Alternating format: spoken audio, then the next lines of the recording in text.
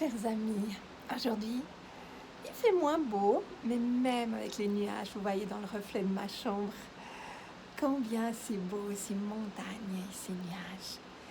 Aujourd'hui, j'aimerais vous partager quelques mots sur la souffrance. Aussi en souvenir ce qui s'est passé il y a 1989 années, donc 33 ans après la naissance de Jésus, qu'il est mort à la croix avec une souffrance énorme.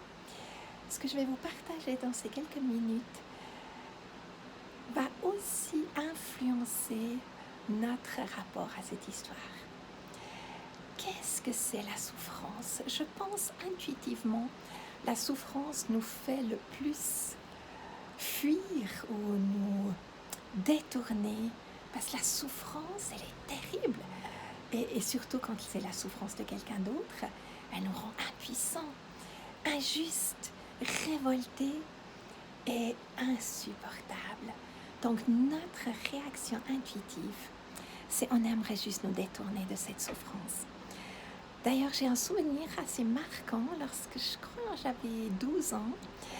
Un de mes amis proches de mon voisinage, il a dû se faire amputer sa jambe à cause d'un cancer. Et peu de temps après, il me demande « Hey Astrid, viens-tu skier avec moi? J'aimerais apprendre le monoski. » Bien sûr, je lui ai dit « Oui, je viens. » Mais je peux vous dire, le matin même, j'avais déjà toutes mes affaires qui étaient prêtes. Mais c'est carrément physiquement que j'étais malade à m'imaginer, à devoir me confronter à cette souffrance que je m'imaginais. Donc j'ai dû renoncer. Et avec mes 12 ans, je n'ai pas pu mettre des mots dessus. Mais seulement des années après, j'ai réalisé que devant cette incapacité de savoir comment gérer la souffrance, je ne pouvais physiquement même pas m'y confronter. Et encore aujourd'hui, je rencontre des personnes adultes qui sont restées dans ce stade. Donc la souffrance, c'est une école. Et souvent, on doit passer personnellement à travers cette école pour prendre conscience qu'est-ce qui est important et qu'est-ce qui est à éviter.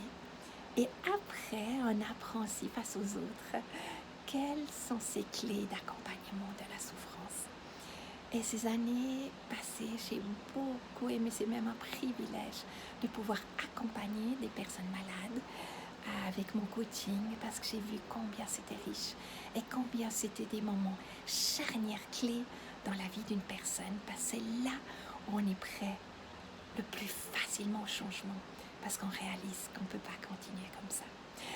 Donc, quelques éléments de cette souffrance. Déjà, la souffrance, d'une certaine manière, elle n'a pas d'odeur, elle n'a pas de couleur, elle n'a pas de consistance. Preuve en est, après une naissance, pourtant, je crois toute maman sait à travers quelle souffrance elle doit mettre au monde un enfant.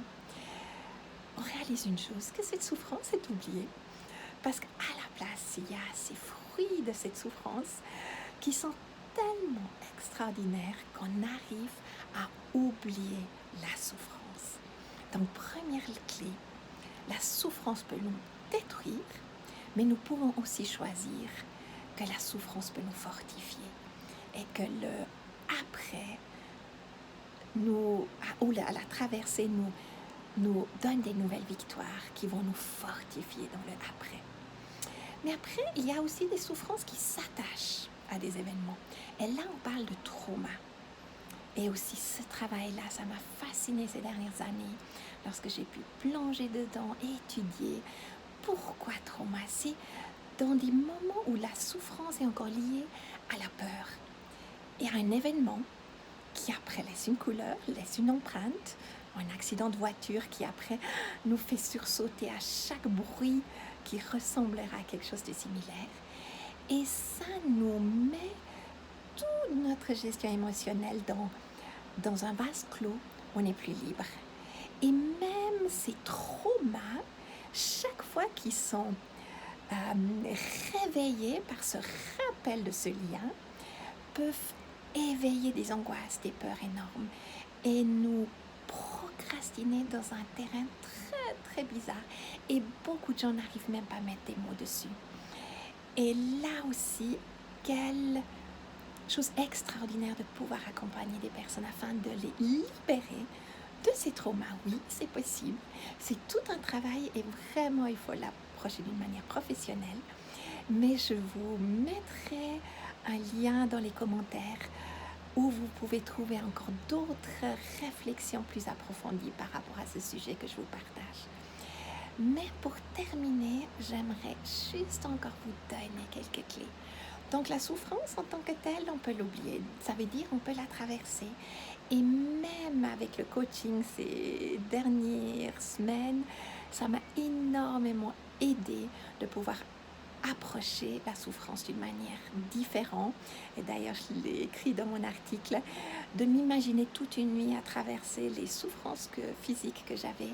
C'était inimaginable. Donc, réflexe de coaching, le but était beaucoup trop important de passer une nuit, donc il fallait le ramener plus proche. Et devant une telle souffrance, je pouvais l'amener à 1 minute seulement. Et du coup, mon but, c'était remplir cette minute d'autre chose que la souffrance, parce qu'autrement, elle prend toute la place. Du coup, j'ai partagé cette minute en 8 respirations profondes. Et à la fin, chaque fois, je faisais une petite pause, je pensais à une personne, je n'avais même pas la force de prier. Mais le fait de penser à quelqu'un, ça me fortifiait et je recommençais. Donc, j'ai passé une nuit, 1 minute à la fois. Et la victoire qui s'est passée, j'ai pu même m'assoupir quelques fois et j'ai pu traverser ce moment de souffrance énorme. Du coup, qu'est-ce qu'on a à retenir lorsqu'il y a des gens qui souffrent autour de nous? Dites-vous bien, la personne, elle a le potentiel de trouver la force de la traverser. C'est pas vous qui pouvez la sauver, ni si vous qui pouvez la porter. Vous n'êtes pas responsable de la souffrance de l'autre personne.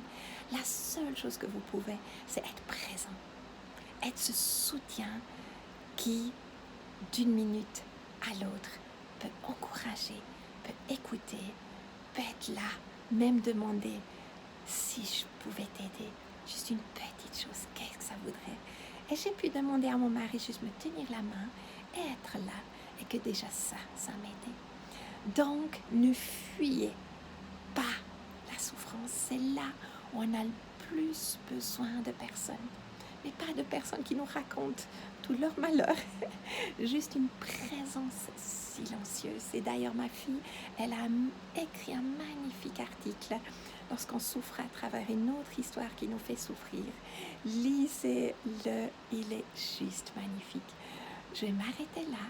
Donc aujourd'hui sur la souffrance, retenons, chaque souffrance peut nous faire découvrir un potentiel encore plus grand et des victoires plus grandes. Donc, osez les affronter, les traverser et en sortir victorieux. À bientôt.